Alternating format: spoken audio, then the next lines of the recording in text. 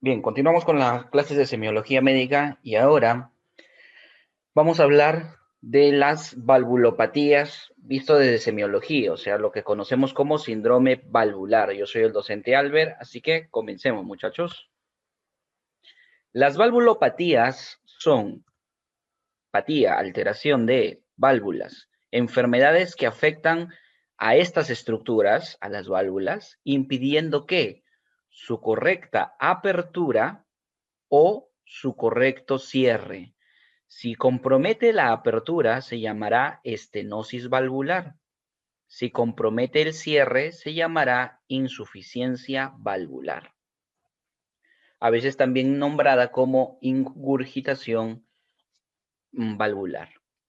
Aquí les he traído dos gráficos, dos imágenes, que me representan para que tú recuerdes de forma rápida qué vendría a ser una estenosis. Una estenosis, recuerda que las válvulas son compuertas que van a controlar el flujo unidireccional de la sangre.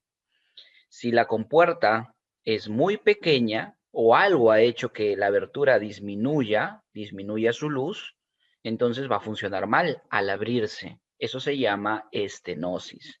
En cambio, si hace esta compuerta no un adecuado cierre, aquí tenemos una puerta que no encaja, si no hay un adecuado cierre, estaríamos hablando de insuficiencia valvular. Las valvulopatías de tipo estenosis e insuficiencias comprometen a cada una de las válvulas del corazón, tanto las auriculoventriculares como las válvulas arteriales, que son la aórtica y la pulmonar. Cada una de estas, si tomamos las válvulas en el corazón como 4, van a presentar esta doble patología. Tendremos estenosis aórtica, insuficiencia aórtica, lo mismo para cada una de las demás válvulas. Pero ¿cuál es la más frecuente, Doc? ¿Existe alguna valvulopatía que en los pacientes se observe con mayor frecuencia? La respuesta es sí. La estenosis aórtica se lleva por encuentro a las demás valvulopatías. Si te preguntan cuál es la valvulopatía más frecuente, estenosis aórtica. ¿Hay alguna causa que explique por qué sucede estas alteraciones? Y en realidad a eso llamamos etiología. Son diferentes las causas que le explican. Cada una de estas está detallada en el curso de fisiopatología. Te invito a que repases o si no, que revises el curso que tenemos nosotros en Notrero. Son 6 en resumen: degenerativa, congénita, inflamatoria, isquémica, dilatación y mecánica, donde la que se lleva de encuentro, así como te dije, ¿cuál es la valvulopatía más frecuente? Estenosis aórtica. ¿Cuál es la etiología más frecuente para las valvulopatías? La respuesta será la degenerativa, la cual va a causar un fenómeno de calcificación degenerativa. ¿Listo? Bien, entonces tenemos también la parte de las congénita. Usualmente hay diferentes alteraciones, muchachos. La más frecuente es que causa valvulopatías es la presencia de 2 valvas en vez de 3, ¿sí? Cuando tenemos 2 valvas en vez de 3, para el caso de la válvula aórtica, la pulmonar y la tricuspidia, eso le llamamos una válvula bicúspide. Entonces, una válvula bicúspide, hablo de patología, porque a la válvula mitral también se le llama válvula bicúspide.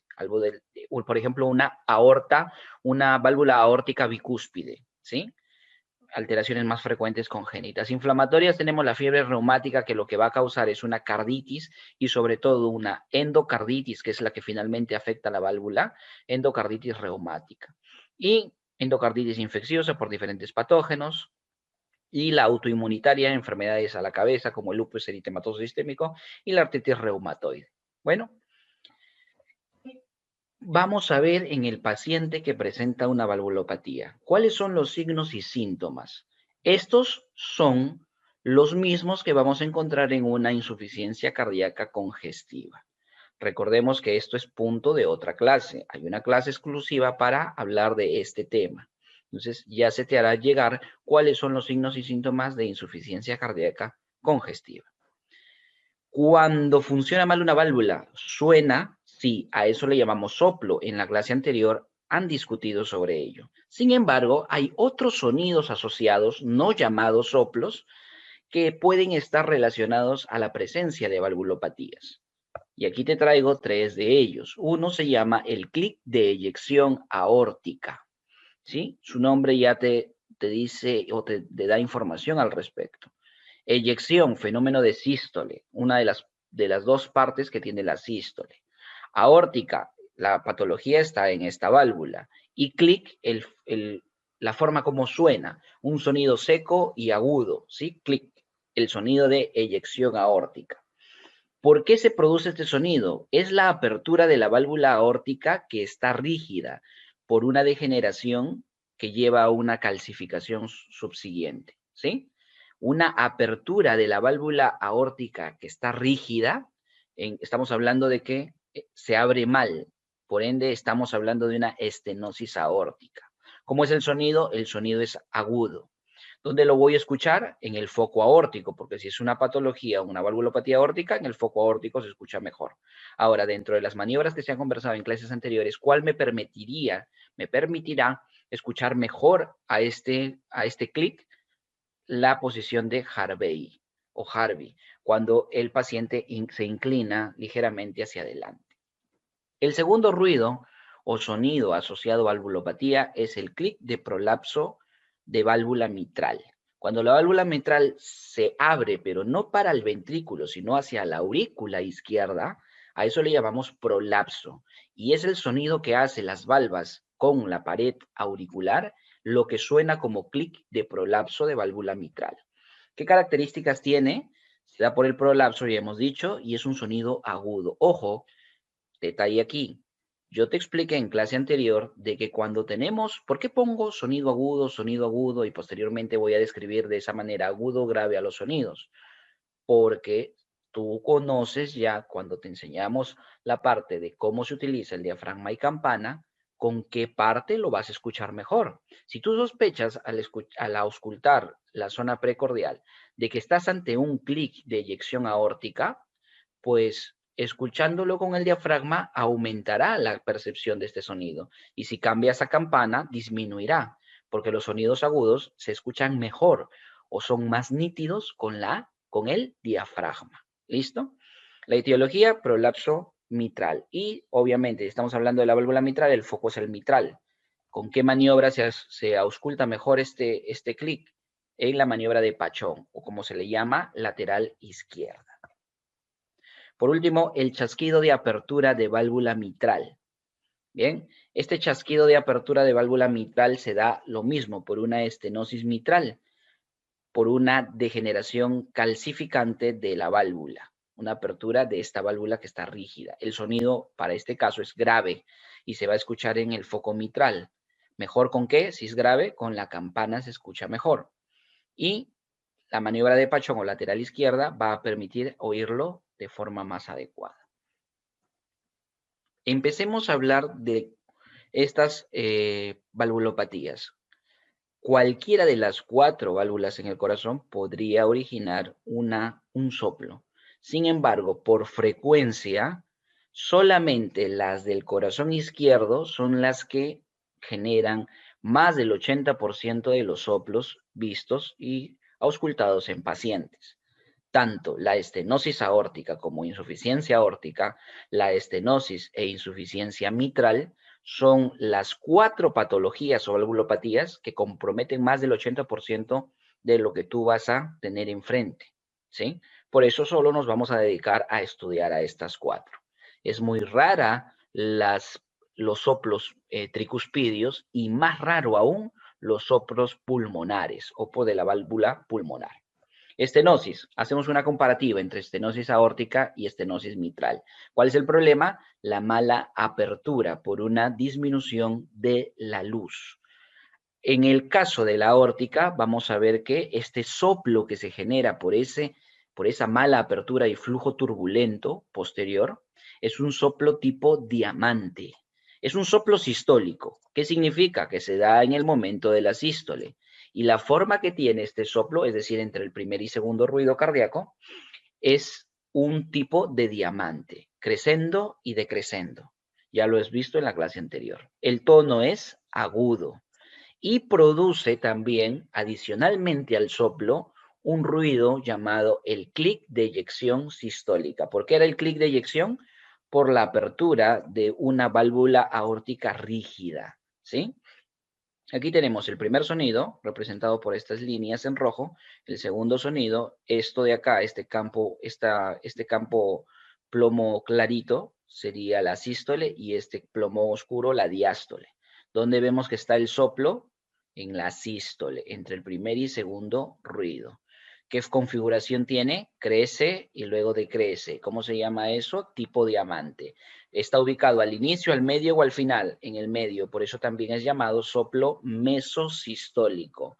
Mesosistólico. Será proto cuando esté al inicio, será tele cuando esté al final. También fue explicado, refuerzo la idea. La sintomatología que trae toda valvulopatía trae sintomatología de insuficiencia cardíaca congestiva. Piensa ello, ¿sí? Aquí te he anotado algunas de las características, por ejemplo, la presencia de disnea, de angina de pecho, la presencia de mareos y síncope. Recuerda que la principal salida de sangre hacia la circulación sistémica está dificultada.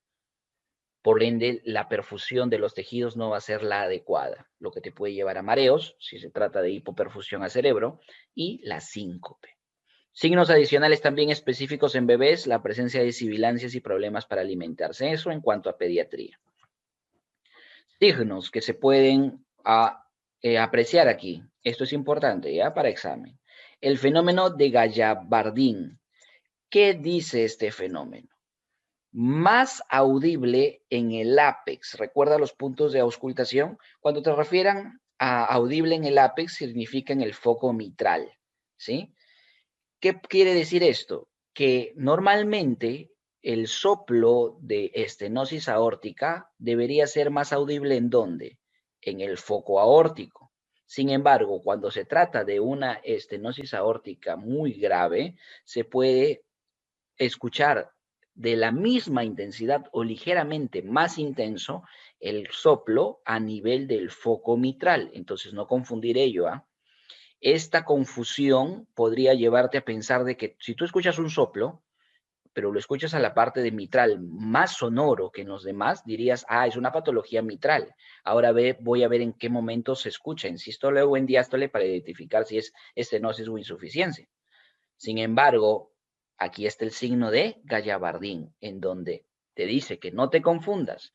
Cuando sospeches de que la valvulopatía es mitral, porque se escucha más en el foco mitral, corrobóralo con el foco aórtico y más aún con el foco carotidio. Porque si estos tres lugares son los que suenan más, a pesar de que el foco mitral suene más, significa que la patología es aórtica, ¿sí? Usualmente no es mucha la diferencia de sonidos en intensidad en el aórtico con el foco mitral, ¿sí? En resumen, el fenómeno de Gallavardín es el fenómeno por el cual un soplo aórtico por estenosis aórtica se escucha más intenso en el foco mitral. Bien, pasamos ahora a escucharlo, ¿te parece? Vamos a escucharlo.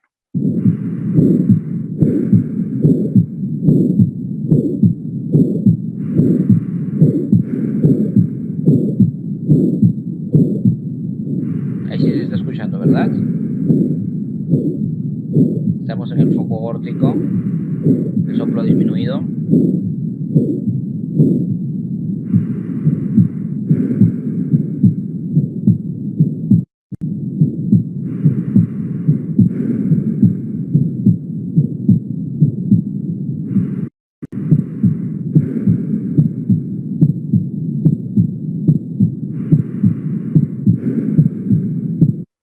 Como pueden notar, la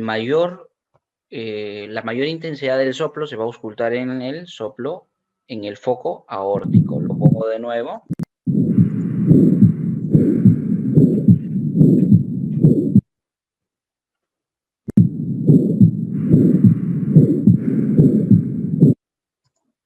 Ahí, en la parte del foco aórtico se escucha más, es más evidente el soplo, ¿sí? Recuerda que para identificar estas patologías por semiología, primero tienes que ver la ubicación, dónde suena más.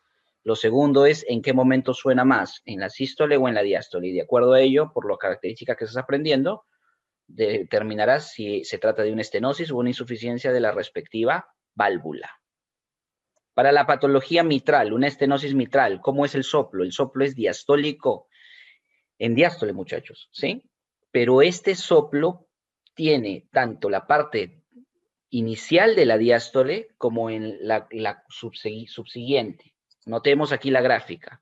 El soplo se genera al inicio, pero también corresponde a un soplo tipo crescendo después, en la parte final de la diástole. Es como si fueran dos soplos. Yo le llamo el reloj de arena, aunque no está descrito así en la literatura. ¿Bien? Primero suena el soplo precedido por un chasquido de apertura, ¿sí? Chasquido de apertura de la válvula mitral, suena el soplo que disminuye y luego aumenta de intensidad. Esa es la característica de un soplo de estenosis mitral. ¿Sintomatología que tiene? Bueno, aquí tenemos. Una de las principales etiologías que tiene es la carditis reumática. Y usualmente después de 10 años, o sea, es una expresión tardía, recién puede dar síntomas. Inicialmente, ¿cómo es? Asintomática. Uno de los síntomas más relacionados a este tipo de valvulopatía, y te invito a que lo resaltes, es la disnea paroxística nocturna, que por cierto es una de las características de la insuficiencia cardíaca congestiva izquierda, ¿sí? Bien, recuerda ello, izquierda. Vamos a escucharlo.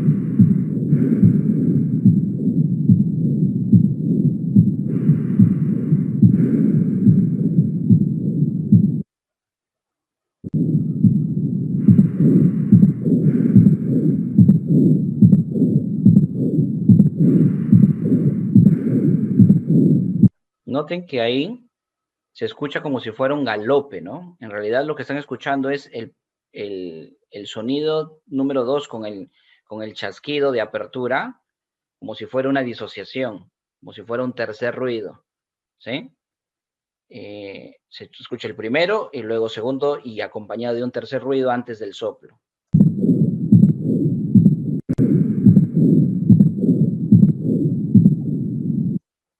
¿Sí? Ese sonido de tum tum y el soplo seguido es de estos dos. El primer ruido se oculta tras el soplo final o la parte final del soplo mitral. Por eso lo que ustedes escuchan como segundo ruido son estos dos en realidad. Bien. Insuficiencia aórtica ahora. Pasamos a esta. En insuficiencia aórtica y mitral tenemos, para el caso de la aórtica, es un soplo diastólico, ¿sí? Entonces, en resumen, el soplo suena más en el foco aórtico. La patología es aórtica, hasta no demostrar lo contrario. Suena más en sístole, significa que estamos ante una estenosis. Suena más en diástole, estamos ante una insuficiencia aórtica. Así de sencillo, muchachos. El tono es grave, así que mejor lo voy a auscultar con la campana.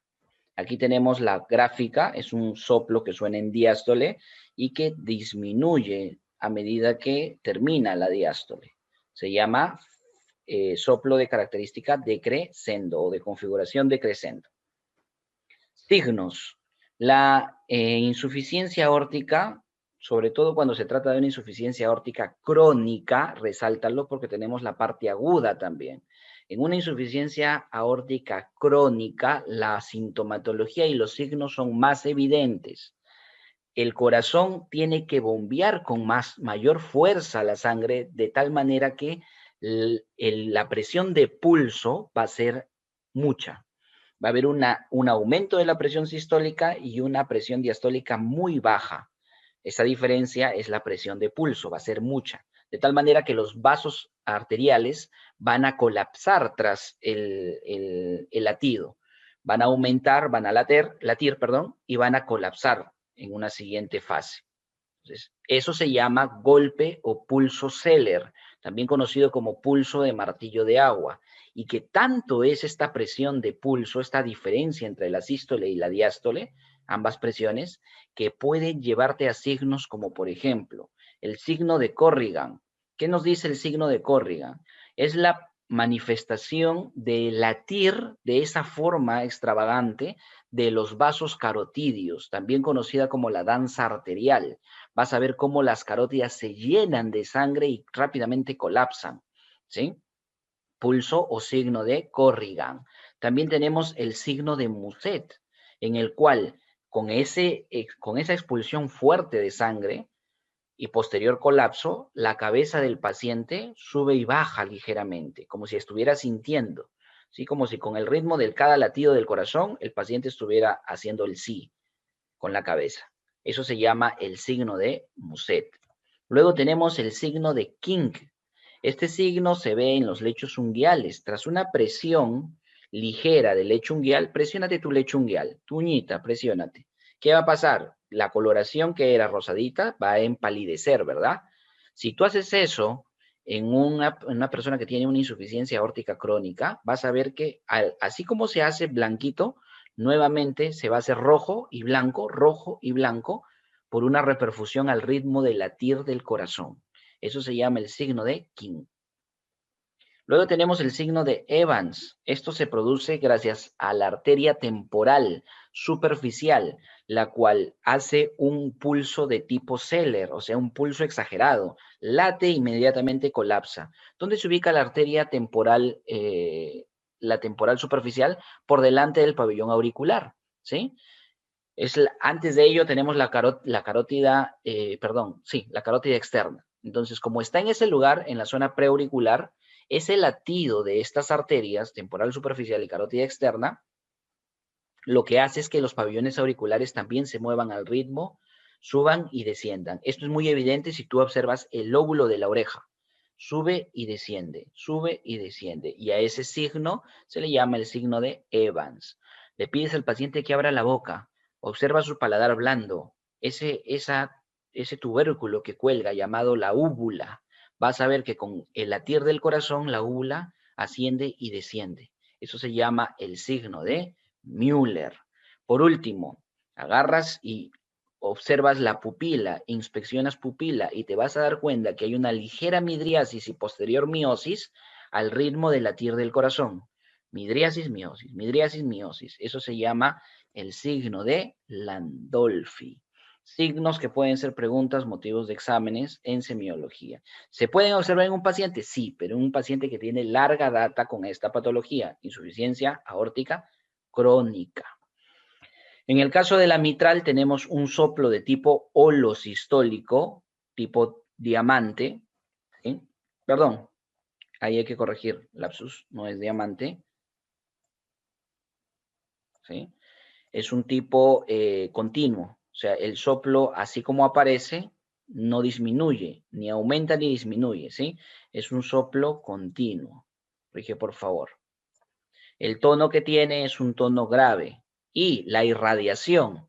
Si yo coloco el estetoscopio en la línea axilar anterior, en el cuarto o quinto espacio intercostal, o a la altura de la mamila, y en la línea axilar anterior, o parte lateral del tórax, si lo quieres ver de esa manera, vamos a ver que ahí también se puede escuchar mejor. O sea, va a tener un sonido fuerte en ese lugar. Eso se llama que se ha irradiado hacia la axila, obviamente la izquierda. Bien, tenemos sintomatología, claro, lo mismo que hemos mencionado, sintomatología de ICC, insuficiencia cardíaca congestiva, así que no te hagas problema por ello. Recuerda, ¿dónde se escucha más? La insuficiencia aórtica en foco aórtico en diástole. Vamos a escucharlo.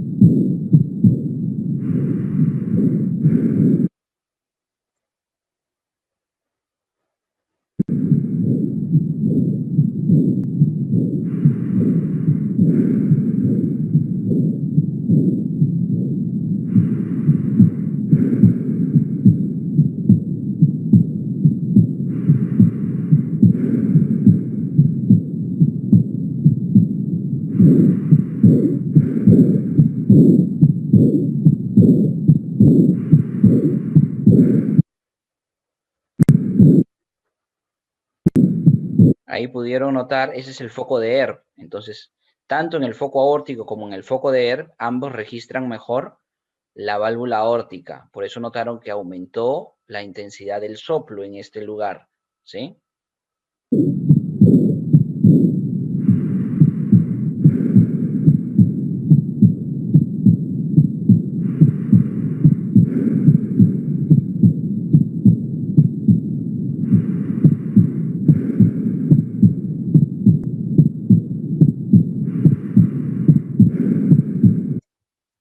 Recuerda, otra de las recomendaciones, no vayas a confundir el sonido del soplo con el sonido de la respiración, con el murmullo vesicular.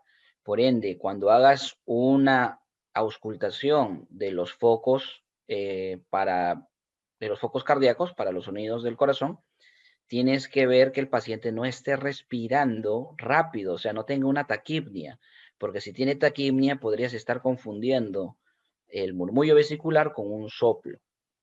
Vamos por último a escuchar la parte de la insuficiencia mitral, este soplo holosistólico.